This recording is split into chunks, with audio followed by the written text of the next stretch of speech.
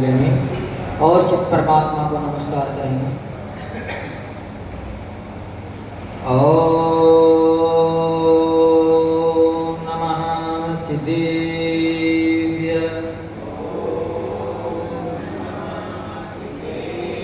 ओम नमः सिद्धेभ्य।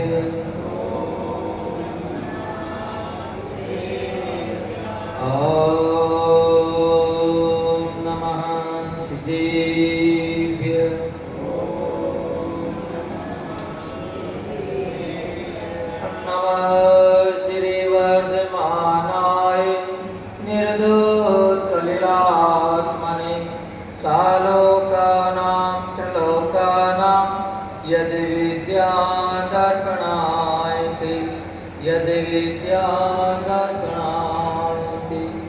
यस्य स्वयं प्रभावे कृतस्कर्मणः तस्मै संज्ञानरूपाय नमोस्तु परमात्मने। नमोस्तु परमात्मने।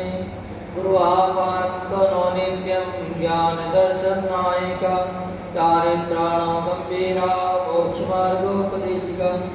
जो देवादेव इस वंदने एक जनार्थे अजितनाथ भगवान की जय। जो देवादेव एक जनार्थे शांतिनाथ भगवान की जय। वर्तमान शासन श्री भगवान महावीर भगवान की जय।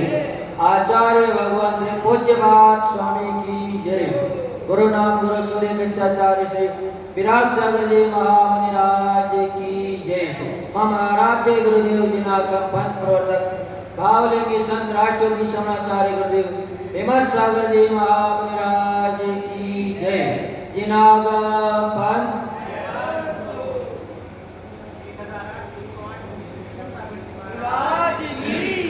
समस्त मुनि संघ की जिनागम पंथ।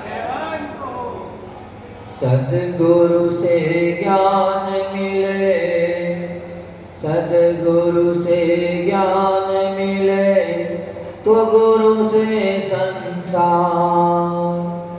ज्ञानी को मोक्ष साम्राज्य मिले, अज्ञानी को संसार। सत्संगति हो सत्संगति हुई अज्ञान नसाए रे। जीवन है पाने की भूख कब मिट जाए रे। होनी अनहोनी हो, होनी अनहोनी कब क्या घट जाए रे। जीवन है पाने की भूख कब मिट जाए रे। जय दु जिनागम पंथो अनादि अनिंदन जिनागम पंथ जय रथ हो। हे भव्य आत्मा, अपन सभी प्रभु महावीर की देशना प्रतिदिन सुन रहे हैं। कोई न कोई एक जीवन का उत्थान करने वाला सूत्र अपन सभी जान रहे हैं।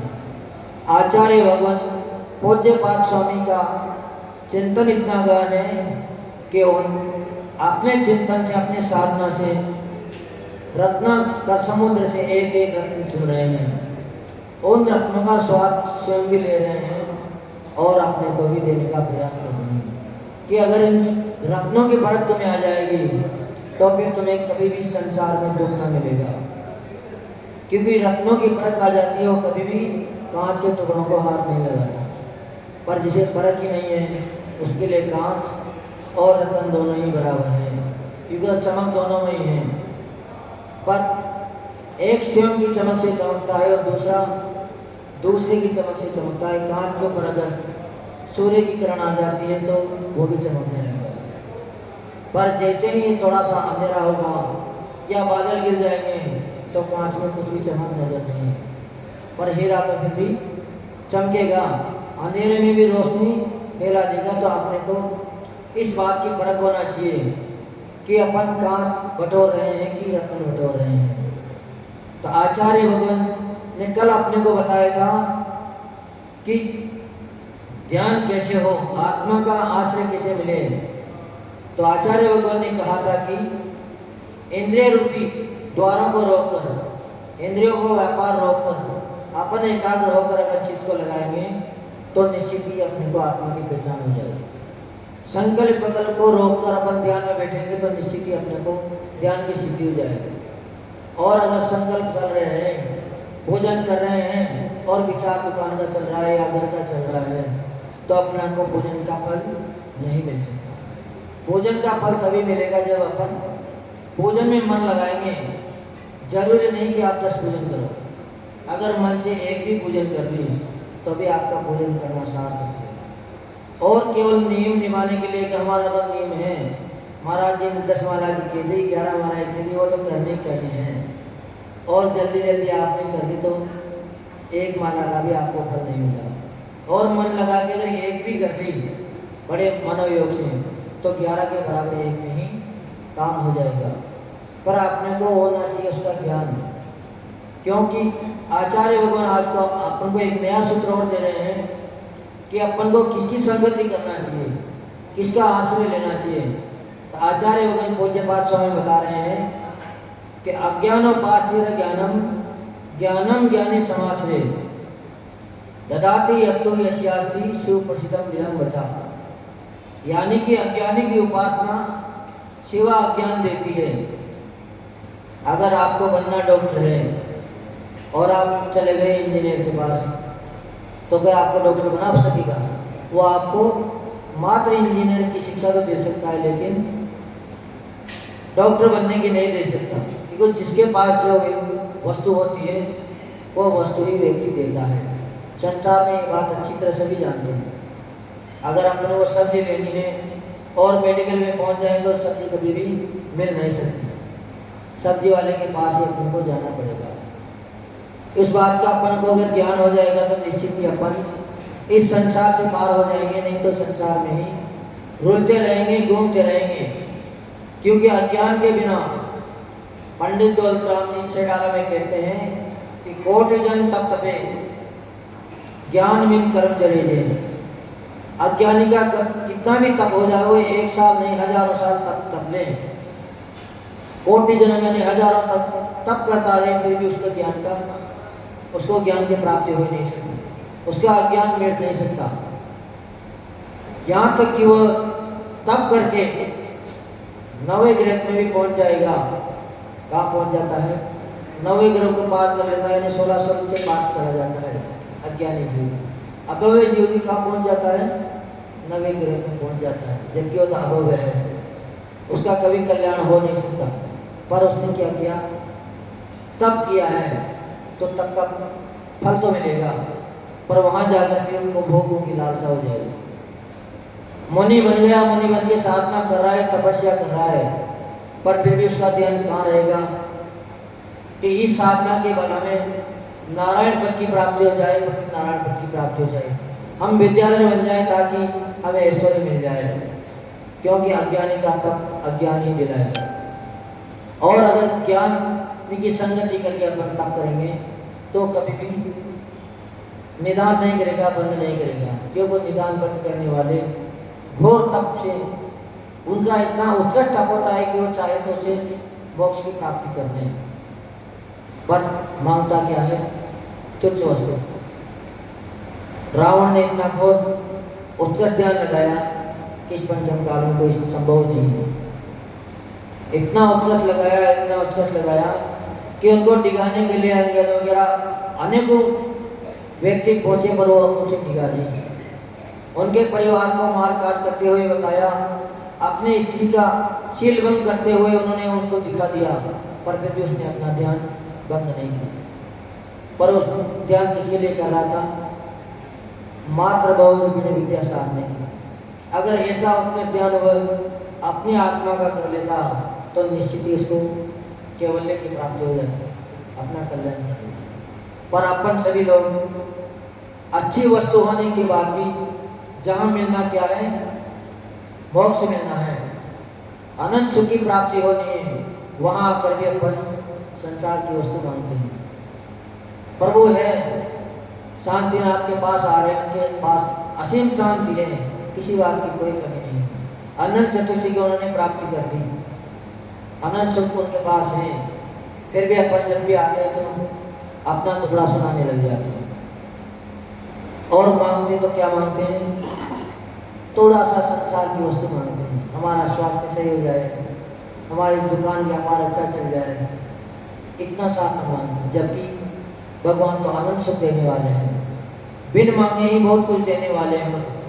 पर जब मांग हो जाती है तो मिलना था मोक्ष, पर मिलेगा क्या? मात्र पद, वो पद पे ही रुक जाएंगे। व्यापारी क्या, दो नौकर काम कर रहे हैं, दोनों बड़े मनोयोग से काम करते हैं, बड़े अच्छे से काम कर रहे हैं, काम में कोई कमी नहीं है, बड़े मन लगा के कर रहे हैं। पर सेठ जी ने एक महीने देखा उनका काम, तो सोच रहे थे कि इस बार बच्चों ने बहुत अच्छा काम किया है, हमें प्रॉफिट भी बहुत अच्छा हुआ है। हर साल मात्र 2 लाख हम कमाते थे, इस साल 5 लाख का प्रॉफिट हो गया। इतनी तन में से बच्चों ने काम किया है, तो इस बार बच्चों को भी मेहनताना हम डबल देंगे, क्योंकि हमें तो डबल से भी ज़्यादा प्रॉफिट हुआ। पर शेर जी व्यापार में इतने मग्न हो गए कि उनको तनख्वाह देना ही भूल गए। 1 महीना निकल गया पूरा, दूसरा महीना भी निकलने को आ रहा था, तो सोच रहे हैं कि शेर जी न मालूम भूल ही गए हमें, अपन क्यों न मांगे, क्योंकि मांगेंगे तो शेर जी हमें जरूर देंगे। इस बार हमने काम भी बहुत अच्छा किया है, शेठ जी को बहुत मुनाफा हुआ है, अपने को बहुत ज़्यादा मिलेगा। तो शेठ जी ने पहले ही सोच रखा था कि हम इनको डबल देंगे, कम से कम, ज़्यादा ना तो 5,000 के बदले 10,000 रुपये दे ही देंगे। पर जब वो शेठ जी का इंतजार करते करते रहा नहीं गया कि शेठ जी हो सकता है ध्यान में से निकल गए हो, महीना पूरा हुए, बहुत दिन हो गए, अपने नहीं क्यों चल। नौकर शेठ जी के पास जाता है, शेठ जी हमारे पास इतना पेमेंट नहीं है कि हम 4 महीने तक अपना घर चला सकें, हम तो हर महीने आपसे ले जाते हैं और अपना घर चलाते हैं। इस बार 1 महीना निकल गया, दूसरा महीना भी पूरा होने में जा रहा है। अरे हाँ भैया, हम तो भूल ही गए थे, तुम्हें पेमेंट देना है, हमारे ध्यान में नहीं रही बात, तुमने अच्छा किया हमें याद दिला दी। बोलो तुम्हें हम क्या देते इस बार, हम भी बड़े तुम्हारे काम से बहुत पसंद हैं, हम तुम्हें बहुत देना चाहते हैं, पर बोलो तुम कहो उतना ही दे दें। तो एक ने क्या बोली, कचेर जी इस बार हमने बहुत बढ़िया काम किया है, आप भी पसंद हो हमारे काम से, तो फिर हमें 5,000 के बदले कम से कम 7,000 तो दे ही देना, ताकि हमारा घर खर्च अच्छे से चलने लगे। उसने तुरंत ही शेर जी ने उनको 7,000 रुपये दे दिए, जबकि देना कितना था उनको? 10,000 रुपये दे दिए। बड़ी पूरी योजना बना रखी थी कि अपने को डबल प्रॉफिट हुआ, उससे भी ज़्यादा हुआ है, अपन भी इनको डबल देंगे। पर मानते ही 10 मिलना था और 7 पे गाड़ी रुकी। दूसरा व्यक्ति आया तो उसने कहा कि शेठ जी हमें भी हमारा पेमेंट दे दो। तभी या तुम भी कहो तुम्हें कितना चाहिए, हम तुम कहोगे उतना ही दे देंगे, क्योंकि हम बड़े खुश हैं आपके काम से। तो उसने शेठ जी से कहा कि शेठ जी जो आप दोगे वही दे देंगे, हम तो, हमें आप पर पूरा भरोसा है, आप हमें कभी भी नुकसान में नहीं रह सकते। अब जब शेठ जी के ऊपर बात आ गई तो शेठ जी ने तो सोच ही रखा था कि इस बार डबल देना है। शेठ जी ने उसको डबल पेमेंट दिया, उनको 10,000 दे दिया। तो भगवान अपन को बिन मांगे ही डबल देने वाले हैं, पर अपन यहाँ आके भी मांग कर लेते हैं। अपने को ये ज्ञान नहीं है, ये विचार नहीं है कि किन से कितना मांगना चाहिए, कौन कितना दे सकता है, इस बात की अपने को परख करनी है। अगर अपन अज्ञानी गुरु के पास जाएंगे, कुगुरु के पास जाएंगे, तो हमेशा अपने को संसार की ही बातें सिखाएगा, व्यापार धंधे की ही बातें सिखाएगा और घर गृहस्थी की बातों का प्रलोभन देगा। आपको ये करने से ऐसा प्रलोभन हो जाएगा, ऐसा करने से ऐसा प्रलोभन हो जाएगा, पर वो कभी भी आपको धर्म के कार्य में नहीं जोड़ सकता, अपनी आत्मा से नहीं जोड़ सकता, क्योंकि वो खुद ही नहीं जुड़ा हुआ। जिसके पास जो होता है वो व्यक्ति वही दे सकता है, वो दूसरा आइटम दे नहीं सकता। संगति अगर अपन दुर्जन की करेंगे तो कभी भी दुर्जन अपने को सुख नहीं दे सकता। वो जहाँ भी मौका मिलेगा वहाँ अपने को कष्ट ही देगा, जैसे उसका मौका लगेगा अपने को कष्ट में डाल देगा। पर सज्जन की संगति में सीखी अपने को दुखों से निकाल देगी, दुखों से बाहर कर देगी। तो सभी को ज्ञान और होना चाहिए कि अपन किसी के पास संगति कर रहे हैं, किसे मांग रहे हैं, किसके पास क्या लेने जा रहे हैं। अज्ञानी दो व्यक्ति कहीं सभा में बैठे थे। अज्ञानी अज्ञानी आपस में चर्चा कर रहे थे, तो चर्चा करते करते ही बात छिड़ गई। दो किसान थे, दोनों में ज्ञान की कोई बात नहीं थी, मात्र खेती करते थे, अज्ञान का मतलब। दोनों में धीरे धीरे बात चलती रही, पर अज्ञानियों की बात अंत में झगड़ा तैयार कर देती है। उनके बीच में झगड़ा हो जाता है। बात छोटी सी थी, हंसी मजाक कर रहे थे, छोटी सी बात थी, बड़ा आनंद आ रहा था मजाक करते हुए। पर जैसे ही धीरे धीरे बात आगे बढ़ती है तो लट्ठम लट्ठा हो जाते हैं, क्योंकि अज्ञानी के पास क्या मिलेगा, या तो लात या गुस्सा, इसके अलावा उसके पास कुछ मिल नहीं सकता। तो दोनों ही चर्चा करते करते एक बोल पड़ा कि भैया इस बार बहुत अच्छी बरसात हुई है, हम इस बार अपने खेत को दूसरे को बेच देंगे ताकि अच्छा नफा आएगा, और हम इस बार पैसे खरीदेंगे ताकि हम मेहनत भी कम करनी पड़ेगी। चारा बहुत पानी से उग गया है, बिन पैसे चारा मिल जाएगा और दूध बेच के हम बहुत पैसा कमा लेंगे। वो अपनी सुनाई रहा था, तब तक दूसरा व्यक्ति बोल पड़ा कि कोई बात नहीं, खेती अगर बरसात अच्छी हुई तो खेत में भी बहुत मुनाफा होगा, हम खेती करेंगे, बहुत अनाज पैदा हो जाएगा, मेहनत भी ज़्यादा नहीं करनी पड़ेगी, क्योंकि पानी तो बिन मेहनत का ही मिल जाएगा, जब पानी मिलेगा तो फसल अच्छी होगी। दोनों में आवारता चर्चा चलती रही। इतने में एक बोला कि तो भैया तू भैंस तो खरीद रहा है, पर थोड़ा संभल के रहना, हमारे खेत में तुम्हारी भैंस आ नहीं जाए। अगर हमारे खेत में तुम्हारी भैंस आ गई तो बस इतना ही कहा था, ज़्यादा भी वो नहीं बोला। इतने में पहला व्यक्ति बोल पड़ा कि भैया क्या कर लेगा तू, कि मैं तेरी टांग तोड़ दूंगा। उसने क्या कह दी, कि मैं तुम्हारी टांग तोड़ दूंगा। कहना ऐसा हो नहीं सकता, कैसे तोड़ देगा, देखता हूं मैं कैसे तोड़ेगा। अब अभी न तो उनके पास भैंस है, न उनके पास खेती में धान है, अभी तो कुछ भी नहीं है, तो अभी तो तुम मात्र चर्चा ही चल रही है। पर चर्चा में वो इतने लड़ पड़े कि लट्ठम लट्ठा हो गए। उन्होंने उसकी टांग पे दे मारी। जब आवाज़ बाहर गई तब सभी लोग धीरे धीरे इकट्ठे होते हैं। ये तो दोनों आपस के बड़े मित्र थे, दोनों साथ रहते थे, आते थे जाते थे। इनके बीच ऐसी क्या वार्ता होगी जिससे दोनों आपस में आज लड़ पड़े। सभी लोग आए, सभी ने बात पूछी, समझाई करने की कोशिश करी कि इसी बात क्या है। दोनों से पूछी गई तो बताई कि भैया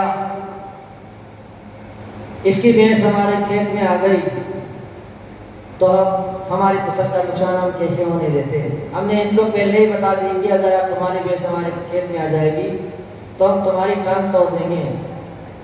तो अभी उन्होंने अपनी भैंस की रखवाली नहीं की। गांव वाले बोले कि भैया बात तो सत्य बताओ, तुम्हारी खेत कहाँ है, तुम्हारा कहाँ फसल है, कितना नुकसान हुआ, टांग तोड़ने से तुम्हारी भरपाई हो नहीं जाएगी, हम उसका हर्जाना करा देंगे, उसका डबल पेमेंट तुम्हें दिलवा देंगे, बताओ तो सही। जब पूछी गई तो केवल मात्र वार्ता चल रही थी, न तो उसके पास भैंस थी न उसके पास खेत था। तो गांव वाले बोले कि भैया तुम आपस में काहे को लड़ रहे हो, तो तुम्हारे पास न तो भैंस है न नहीं खेत है, पर अपन ऐसे ही अज्ञानी जीव हैं, अपने पास अभी कुछ भी नहीं है, पर फिर भी अपन लड़ रहे हैं, एक दूसरे के ऊपर वार कर रहे हैं, अपने अज्ञानता का परिचय दे रहे हैं। तो अज्ञानी जब आपस में चर्चा करते हैं तो मात्र लड़ाई के अलावा उनके जीवन में कुछ हासिल नहीं। पर जो व्यक्ति ज्ञान की बात करता है, तत्व की बात करता है, शास्त्र की बात करते हैं, तो जो अपने अज्ञान का पर्दा हटता चला जाता है तो फिर भी अज्ञानता जैसी बातें नहीं करेगा। वो हमेशा अपनी आत्मा के उत्थान की बात करेगा, दूसरों को भी अच्छी बात बताएगा, खुद भी अच्छी बात सोचने का प्रयास करेगा। तो हमेशा संगति अच्छे की करना चाहिए। अपनों को ज्ञान होना चाहिए। ज्ञान अगर अपने पास नहीं है तो अपने पास सोना भी रखा है, हीरे मोती भी रखा है, तो उसकी कोई कीमत नहीं है, उसको कोई भी लूट लेगा।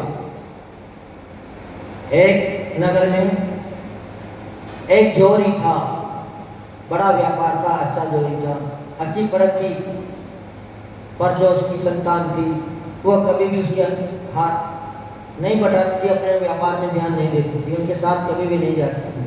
वो अपने दोस्तों के साथ मात्र खेलने कूदने में मस्त रहता था। पर विधि का विधाता कर क्या घटना घट जाए, एक दिन पिताजी का अंत समय आ गया और उनका मरण हो गया। अब बेटा सोच रहा है तब क्या करें, जिम्मेदारी अपने ऊपर है, पूरा परिवार पालना है, पर ज्ञान तो है नहीं, हीरे की परख है नहीं, कैसे हीरे बेचेंगे, कैसे खरीदेंगे, कैसे दुकान पर अपन बैठेंगे, अपने आप को कोस रहा है। सोचा कि जो पिताजी के रखे हैं उनको बेच के ही अपन थोड़ा बहुत धन ले लें ताकि अपना गुजर बसर तो चली जाएगा। पेटी में जो असली रत्नों की पेटी थी वो तो पिताजी ने पहले से ही जमीन में गाड़ रखी थी, और बाहर जो पेटी थी उसमें मात्र कांच के टुकड़े रखे रहते थे, हीरे उसमें नहीं थे। पर उसको इस बात का ज्ञान नहीं था कि इसमें हीरे हैं या कांच हैं। वो उनको निकालता है, निकाल कर अपने चाचा के पास जाता है और कहता है कि चाचा अब घर खर्च चलना बड़ा मुश्किल हो गया, हम चाह रहे हैं कि हीरों को बेचकर थोड़ा सा दाम मिल जाए तो कुछ हम भी व्यापार करें और अपना गुजर बसर करें। जैसे ही चाचा ने उनके हीरे देखे तो वो समझ गया कि बेटे को भी हीरों का और कांच का कोई ज्ञान नहीं है। पर अगर वो कह देता कि बेटा ये तो कांच हैं, टुकड़े हैं, तो उनके रिश्ते में दरार आ जाती। भतीजा सोच लेता कि चाचा जी हमें ठगने की कोशिश कर रहे हैं, इसलिए हीरों का भी उनको भी कांच बता रहे हैं। पर चाचा ज्ञानी थे, उसके अंदर ज्ञान था। उन्होंने उनसे नहीं कहा, उन्होंने क्या कहा भतीजे से, कहा बेटा कोई बात नहीं, आपकी अगर परेशानी है तो कोई बात नहीं, पर अभी व्यापार मंदा है, अभी हीरों का व्यापार कम है, इनके दाम अच्छे नहीं मिलेंगे, तुम एक काम करो, इनको तो वापस जाकर अपनी पेटी में रख दो और तुम कल से ही हमारी दुकान पे आ जाया करो। तुम्हारा अगर खर्च जितना भी होगा हम दे दिया करेंगे, तुम मेहनत करो, व्यापार करो, हमारे साथ करो, तुम्हें इनको बेचने की जरूरत नहीं है। जब इनका दाम अच्छा हो जाएगा, मार्केट अच्छी हो जाएगी, तब अपन इनको बेचेंगे। तो चाचा की दुकान पे जाने लग गया। धीरे धीरे धीरे धीरे वो भी व्यापार करना सीख गया, हीरों की परख करना सीख गया। चाचा ने देखा कि अब इसको हीरों की परख हो गई है, अब ये कांच और हीरे में भेद समझने लग गया है। तब एक दिन मौका देते चाचा बोले, तो बेटा बाजार बहुत अच्छा है, अगर तुम चाहो तो उस हीरों को अपन बेच सकते हैं, बड़ा मुनाफा होगा, जाओ तुम उनको ले आओ। जैसे ही लड़का उधर पे गया, तिजोरी खोली, बड़े संभाल के रख रखी थी। जैसे ही हीरे बाहर निकाले तो देखते ही समझ गया कि तो कांच है, हीरे नहीं है। मैं गलत प्रेमी में था। अच्छा रहा अगर उस समय चाचा जी हमसे कह देते कि तो कांच है, तो हम उनको ही बुरा समझ बैठते। पर चाचा तो समझदार थे, ज्ञानी थे, ज्ञानी के पास हमेशा ज्ञान ही मिलेगा, अज्ञान मिल नहीं सकता। तो अपन जब भी संगति करें, जब भी सहारा लें, तो ज्ञानी व्यक्ति का लें। जिस वस्तु की अपने को चीज हो, जिस वस्तु की अपने को शिक्षा प्राप्त करनी हो, उस व्यक्ति का सहारा लें। आपको इंजीनियर बनना है तो डॉक्टर का सहारा नहीं लेना पड़ेगा। आपको इंजीनियर जो शिक्षा प्राप्त कराते होंगे, जो उसकी शिक्षा देते होंगे, उसी टीचर का अपने को सहारा लेना पड़ेगा। तो ऐसे ही जब उसने देखा कि ये तो कांच है, तो खाली हाथ ही वापस उसके पास चला गया कि चाचा जी मैं गलत प्रेमी में था, वो तो कांच के टुकड़े हैं, वो हीरे नहीं थे। तो जब बात को समझ में आ जाती है, जब अपने को ज्ञान प्रकट हो जाता है, तो फिर अपन कभी भी अज्ञान की तरफ नहीं झुकेंगे। तो अपने को ज्ञानी बनना है, अज्ञानी नहीं रहना है, क्योंकि अज्ञानी की कोई वैल्यू नहीं है। अज्ञानी के घर में भी कदर नहीं होती है, अज्ञानी को तो घर में भी धुतकारा मिलते हैं। अगर अज्ञानी के पास थोड़ा बहुत पैसा है तो हो सकता है घर में इज्जत कर लें, क्यों स्वार्थी लोग भी बहुत हैं। तो इनकी इज्जत करेंगे तो कम से कम इनका धन पैसा संपत्ति तो हमें मिल जाएगी। हो सकता है आपके ज़्यादा से ज़्यादा नगर में प्रतिष्ठा बन जाए अज्ञानी व्यक्ति की, क्योंकि उसके पास धन है। धन अगर होगा तो समाज वाले भी, वो कितना भी मूर्ख हो, कितना भी लड़क हो, फिर भी इंतजार करेंगे कि भैया वो आ जाएगा तो अच्छा पेमेंट हो जाएगा, अच्छी बोली लग जाएगी। उसका भी इंतजार करें। पर अज्ञानी मात्र अपने गांव तक ही सीमित रहेगा। और अगर ज्ञानी व्यक्ति है, उसके पास धन भी नहीं है, पैसा भी नहीं है, और वो कहीं विदेश में भी चला गया, तब भी उसकी कदर हो जाएगी। स्वामी विवेकानंद का एक उदाहरण आता है, एक दृष्टांत पढ़ने में आता है कि जब वो विदेश में गए, इंग्लैंड में गए, तो उनके भाषण बड़े रोचक लगते थे। हर व्यक्ति उनके भाषणों को सुनने के लिए लालायित रहता था। तो उनके भाषणों में बहुत भीड़ थी, अच्छी भीड़ थी। पर जब वो वहाँ भाषण देने लगे तो उन्होंने कहा कि इस सभा में तो आधे से ज़्यादा मूर्ख हैं, आधे से ज़्यादा पागल बैठे हैं। इतना सुनना हुआ कि वहाँ कोई पागल था नहीं, वहाँ तो बड़े बड़े ऑफिसर बैठे थे, अंग्रेज बैठे थे, तो बड़े उफन गए, लड़ने के लिए तैयार हो गए। हाथापाई की नौबत आ गई। जैसे ही स्वामी विवेकानंद ने माहौल देखा तो तुरंत समझ गए। उन्होंने तुरंत सॉरी मांगी कि सॉरी मैं कहने में चूक गया, कहने में चूक गया। उन्होंने तुरंत अपनी बात संभाल के दोबारा कही कि यहाँ पर 50% ज्ञानी हैं, यहाँ ज्ञानियों की भीड़ लगी है, सब लोग ज्ञानी हैं। ये बात सुनते ही सब शांत हो गए।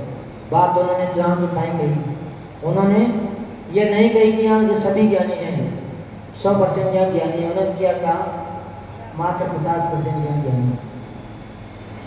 तो सब आदमी अच्छी बात सुनने के लिए लालायित हैं, बुरी बात सुनने के लिए कोई भी लालायित नहीं। तो ज्ञान की कदर हर जगह होती है। उन्होंने अपने ज्ञान से सारी बात संभाल ली, और ज्ञान नहीं होता तो क्या होता, लड़ाई हो जाती।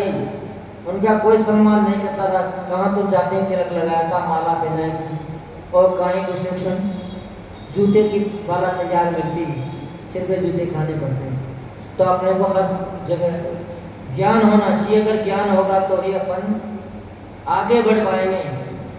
हमेशा संगति अपन ऐसे व्यक्ति की करें जहाँ से कुछ मिलता हो, ज्ञान मिलता हो। अज्ञानी की संगति कभी भी ना करें, क्योंकि अज्ञानी की संगति अपने को हमेशा ही दुर्गति में ले जाएगी। बिना प्रयोजन के भी ऐसे स्थान पर नहीं जाना चाहिए जहाँ जाते ही बुराई मिलती हो। आपने कभी शराब नहीं पी, आप बहुत अच्छे व्यक्ति हो, हमेशा दूध पीना पसंद करते हो, अमृत पीना पसंद करते हो, पर फिर भी अगर आप प्रतिदिन जाके शराब के ठेके के पास खड़े हो जाएं तो आपकी प्रतिष्ठा रहेगी? नहीं रहेगी। जबकि आपने छुआ भी नहीं है उसको, उसका नाम भी नहीं लिया, मात्र आप तो खड़े थे। जुआरी अगर 10 लोग व्यक्ति जुआ खेल रहे हैं, वहाँ 2 व्यक्ति जाके खड़े हो गए, उनको जुआ खेलना नहीं था, मात्र खड़े थे। पर जैसे ही दूर से पुलिस आएगी तो जुआरी तो सतर्क थे, वो तो समझ जाएंगे कि पुलिस आई है, वहाँ से दौड़ के चले जाएंगे। पर पुलिस डंडे किनको मारेगी? क्योंकि वो दोनों व्यक्ति समझ नहीं पाएंगे कि पुलिस किस लिए आई है। वो वहीं खड़े रहेंगे, पुलिस समझेगी कि ये भी जुआरी हैं, ये भाग नहीं पाएंगे, इसलिए रुक गए, तो जाते ही डंडे मिलेंगे। तो अपन जिसकी संगति करेंगे वैसा ही अपने को मिलेगा। अपने को ज्ञान होना चाहिए, परख होनी चाहिए। अगर अपन को परख आ गई तो फिर अपन मिट्टी को भी सोने के भाव बेच देंगे। हमने एक दिन पहले भी बताया था, कन्नौज वाले लोग मिट्टी से भी सेंट बना लेते हैं और बहुत बड़ा महंगा जाता है, और अपन मिट्टी के भाव भी नहीं बेच पाते हैं। अपने मिट्टी को कोई खरीदने को तैयार नहीं है। तो कला होनी चाहिए, जिसके पास कला होती है उसको ही मिलता है। तो अपन प्रभु के पास आते हैं जिनके पास मोक्ष का साम्राज्य है, अनंत सुख है, अनंत संतुष्ट है। तो अपन ऐसी गलती ना करें। इनके पास आकर भी अपन कांच के टुकड़े मांगे, संसार की वस्तु मांगे, क्योंकि अगर संसार की वस्तु मांगेंगे तो अपने को निश्चित ही संसार ही मिलेगा। और प्रभु से उनके जैसे गुणों की प्राप्ति मांगेंगे कि आपके पास जो हो वैसा हमें दीजिए, हमें और कुछ नहीं चाहिए। तत्गुण लग दे, आपके जैसे गुणों की प्राप्ति हमें हो जाए। आचार्य भगवान उमास्वामी महाराज ने मंगलाचरण में यही कहा, किसी को भी नमस्कार नहीं किया। उन्होंने नमस्कार किनको किया? गुणों को नमस्कार किया, क्योंकि गुणों का आश्रय लेंगे तो निश्चित ही अपने अंदर गुण आ जाएंगे, और अवगुणी का आश्रय लेंगे तो अवगुण भी अपने अंदर आ जाएंगे। तो अपने को इसका ज्ञान होना चाहिए। ज्ञान बिना अगर किसी ने अच्छा माल भी दे दिया, आप किसी सेठ के पास चले गए, आपने मांग लिया कि हमें इतनी इतनी जरूरत है, हमें परेशानी में, आप हमें ऐसा दे दो, उसने कदाचित दे भी दिया, फिर भी एक ज्ञान नहीं है तो आप उसका उपयोग नहीं कर सकते, आपको उसका भी दुरुपयोग ही मिलेगा। एक नगर में एक लकड़हारा था, रोज लकड़ी बेचता था और अपना गुजरा बसर करता था। उसी समय एक सम्राट भी उस वन में घूमने के लिए गया हुआ था। सुबह से शाम तक घूमता रहा तो कहीं प्यास का पानी का स्रोत नहीं मिला, उसको बड़ी प्यास लग रही थी। वो उस लकड़हारे के पास पहुंचा कि भैया आसपास अगर कोई पानी का स्रोत हो, जलाशय हो तो हमें बता दो, ताकि हम प्यास बुझा लें, हमारे प्यास बुझ जाए तो बड़ा अच्छा हो रहेगा। तो सम्राट से लकड़हारे ने कहा कि राजन, आसपास तो कुछ भी नहीं है जगह, पर हम रोज जंगल में आते तो हमारे साथ हम कुछ पानी लेके आते हैं, पात्र में पानी लाते हैं, तो आप अपने प्यास बुझा लीजिए। उन्होंने सम्राट को पानी दे दिया, सम्राट की प्यास बुझ गई।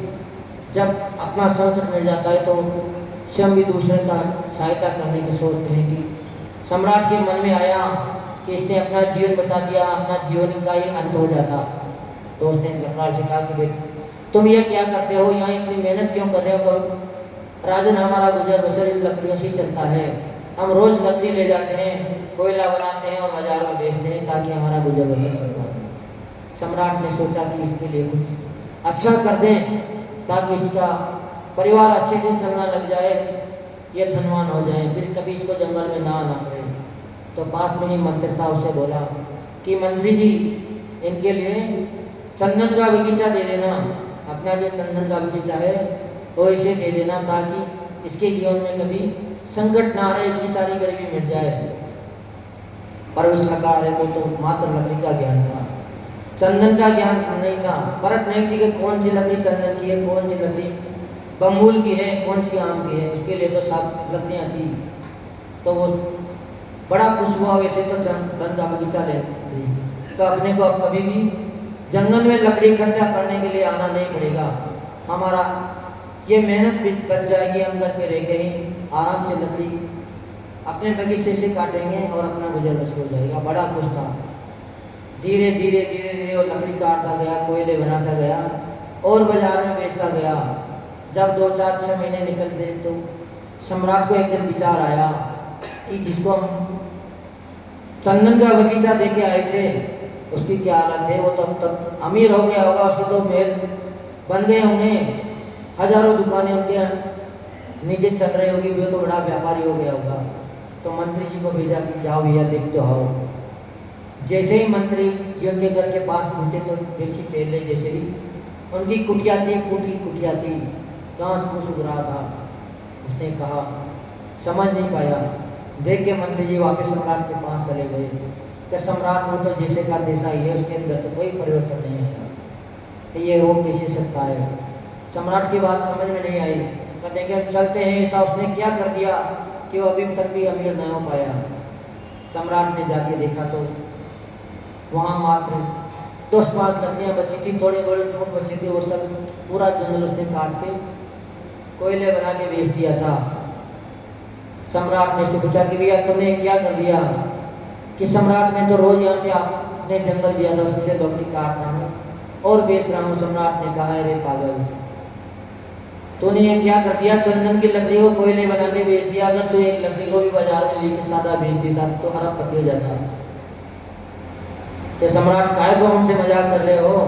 लकड़ियाँ कभी इतना सी लकड़ी का 1 लाख रुपए मिलेंगे क्या? नहीं, तुम एक बार मेरी बात तो मान ले। सम्राट की बात मानकर वो लकड़ी के 2 टुकड़े लेकर बाजार में चले गया। जैसे ही एक व्यापारी ने देखा, वो चंदन का व्यापारी था, तो चंदन की लकड़ी देख के समझ गया कि चंदन की लकड़ी है। अपने पास बुलाया कि भैया इसको बेचोगे? हाँ बेचेंगे। क्या लोगे? कि तुम ही बता दो। कि भैया आप इसके 50,000 तुम्हें दे सकते हैं। वो कुछ नहीं बोला, आगे बढ़ गया।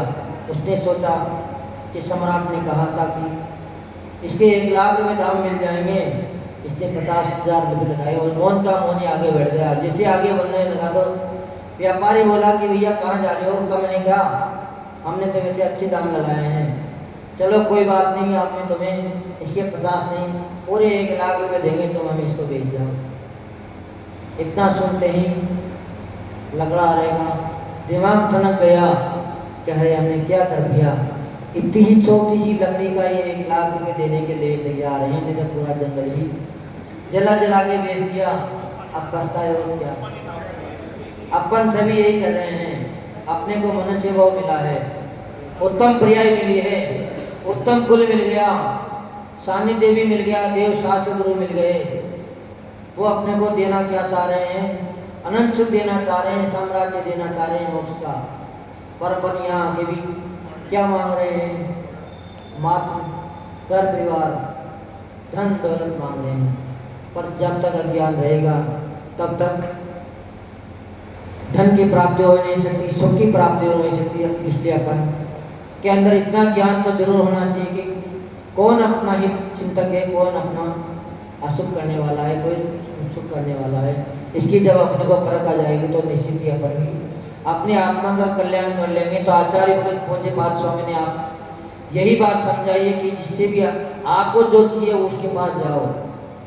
जैसी वस्तु आपको चाहिए, जैसा आपको बनना है, अगर अनंत सुखी बनना है तो प्रभु की आराधना करो। और अगर आपको संसारी बनना है तो रागी देशी के पास जाओ, देवों के पास जाओ। देव आपको रागी देशी बना देंगे कि उनके पास तो राग देशी है। पर अगर वीतरागी के पास आओगे तो आपको वीतरागता ही मिलेगी। इसलिए अपन सभी को इतना तो ज्ञान कर ही लेना चाहिए कि अपने को क्या चाहिए और उसी के पास अपने को जाना चाहिए। और किसी से अपन कुछ ना मांगे, क्योंकि किसी से मांगेंगे तो मिलने वाला कुछ नहीं है।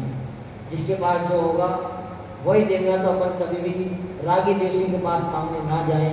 अपना जीवन का उत्थान अगर है तो वीतरागी की सेवा करने में है। वीतरागी प्रभु की शरण में रहेंगे तो निश्चित ही अपने को भी अंदर 1 दिन नहीं, 2 दिन नहीं, 3 दिन नहीं, अंत में कहीं ना कहीं से तो अपने अंदर भी ज्योति जलेगी। और जब ज्योति जलेगी तो निश्चित ही अपने आप भी आत्मा का उत्थान हो जाएगा। तो अपने को हमेशा ज्ञानी की संगति करें, अज्ञानी की न करें। यह परम पूज्य राष्ट्रीय की शरणाचार्य गुरुदेव विमर्श सागर जी महाराज की जय।